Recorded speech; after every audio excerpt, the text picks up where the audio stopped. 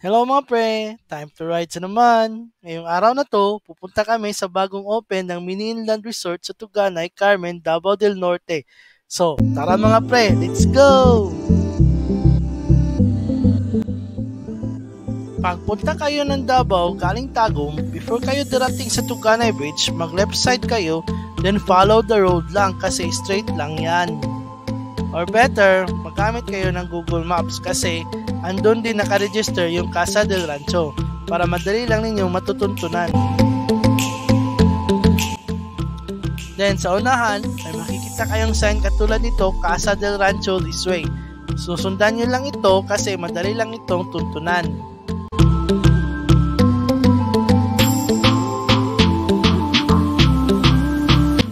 At sa wakas, nakarating din tayo mga pre. So, tingnan natin anong nasa loob. Tara!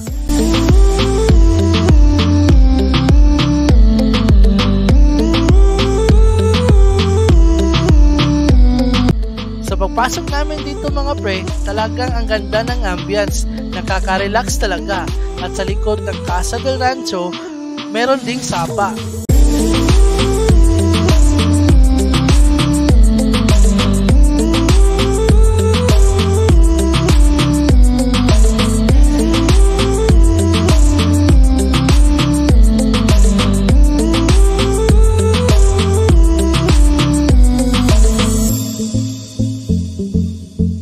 At ito pala yung tatlong cabin nila mga pre.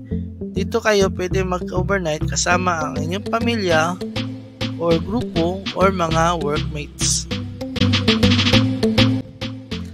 Ang una is ang Casa 1 at Casa 2. Kasya pala dito ang 16 katao mga pre.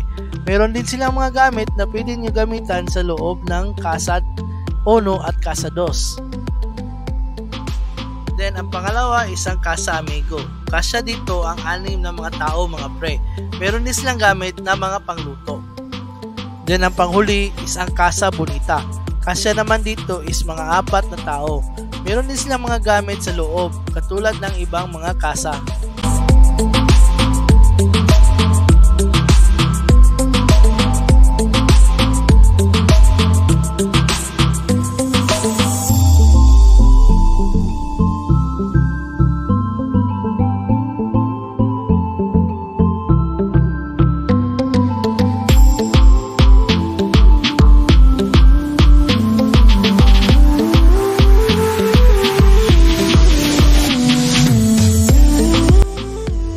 At ito na pala ang kanilang magandang pool. Simple lang pero elegante talaga.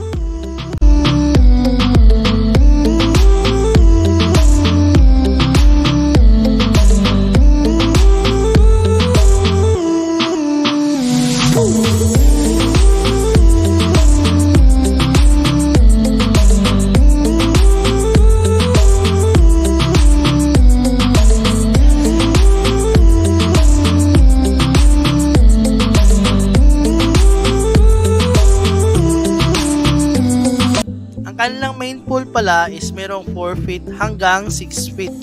Then, meron din silang pambata na pool pero andun sa taas.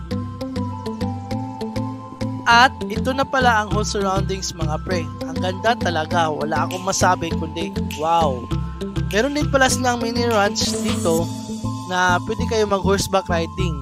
So, ano pa hinahintay nyo mga pre? Punta na kayo sa Casa del Rancho. At kung mabot man kayo sa huling video nito mga pre, sana naman po paki-like and subscribe naman po. Malaking tulong na rin yun para sa akin na nagsisimula pa lamang. Salamat!